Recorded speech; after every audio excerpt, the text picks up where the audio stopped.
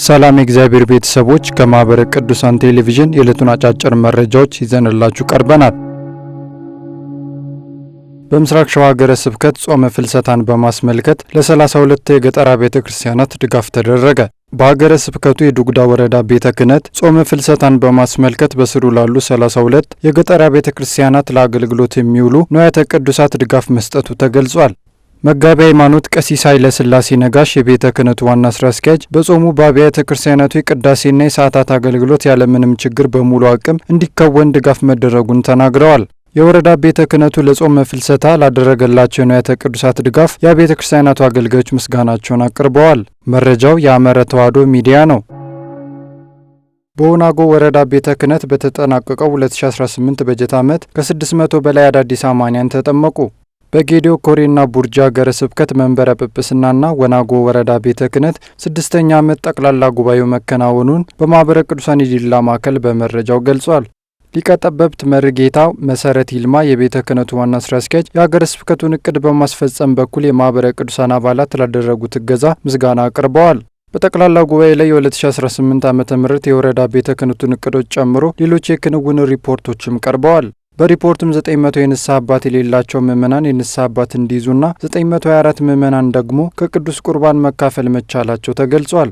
እንዲሁም ደግሞ ለ12 ካህናት ስለ ክብረ ክህነት ስልጠና መሰጠቱ የተገለጸ ሲሆን በ7 ሰንበት ትምህርት ቤቶች አዲሱን ስርዓተ ትምህርት እንዲጀምሩ መደረጉ ተነግሯል። 995 አዳዲስ አማንያን መጠመቃቸውና 47 የጠፉ ወገኖች ደግሞ ወደ ቅድስት ቤተክርስቲያን መመለሳቸው ተጠቁሟል። በሌላ መረጃ በዳውሮ ሀገረ ስብከት የጌና ወረዳ ቤተ ክህነት የ2018 ዓ.ም ጠቅላላ ጉባኤ የተካሄደ ሲሆን በበጀት ዓመቱ 256 አዳዲስ አማንያን መጠመቃቸውን የሀገረ ስብከቱ መገናኛ ብዙኃን ገጽ ገልጿል።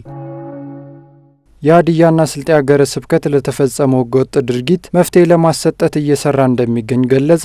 ከሰሞኑ በሀዲያና ስልጤ ሀገረ ስብከት በአመካ ወረዳ ቤተ ክህነት በበታራ ሆምባያ ቀበሌ በቅድስት ቤተ ክርስቲያንና በምዕመናን ላይ ጉዳት መድረሱ ይታወሳል። በዚህም የአመካ ወረዳ ቤተ ክህነት አሁናዊ ሁኔታዎችን በተመለከተ መግለጫ መስጠቱን ብህንሳ የሀገረ ስብከቱ ሚዲያ ዘግቧል።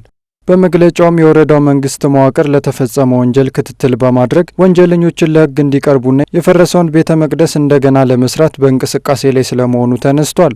የወረዳው ቤተ ክህነት ጽሕፈት ቤትም ለተፈጠረው ችግር አፋጣኝ መፍትሄ ለመስጠት በየደረጃው ከሚገኙ ከዞንና ከክልል የፍትህ ተቋማት ጋር በመሆን ጥረት እያደረገ መሆኑ ተገልጿል። በመጨረሻም በቀጣይ የሚወሰኑ ውሳኔዎች እስኪታወቁ ድረስ በወረዳው የሚገኙ የቤተ ክርስቲያን አገልጋዮች ምዕመናን በኦርቶዶክሳዊ ጨዋነትና በትዕግስት እንድትጠባበቁ ሲል ቤተ ክህነቱ አሳስቧል። የጅማ ሀገረ ስብከት በጅማ ዞን ማረሚያ ቤት ለሚገኙ የህግ ታራሚዎች የአልባሳትና የቁሳቁስ ድጋፍ ማበርከቱን ገለጸ። መጋቢ ሃይማኖት ቀሲስ ያዕቆብ ደምሴ የሀገረ ስብከቱ ዋና ስራ አስኪያጅ ምዕመናንን በማስተባበር በጅማ ዞን ማረሚያ ቤት ለሚገኙ ታራሚዎች ድጋፍ ማድረጋቸው ተነግሯል። ዋና ስራ አስኪያጁ በመልእክታቸው እግዚአብሔር መሐሪ ነውና ሳትሰለቹ በጸሎት ጠይቁት ምላሽ ይሰጣልና ብለዋል። ምዕመናን በሰጡት አስተያየት እዚህ መጥተን እናንተን በመጠየቃችን ደስተኞች ነን ያሉ ሲሆን ሌሎችም ታራሚዎችን መጥተው እንዲጎበኙ ጠይቀዋል።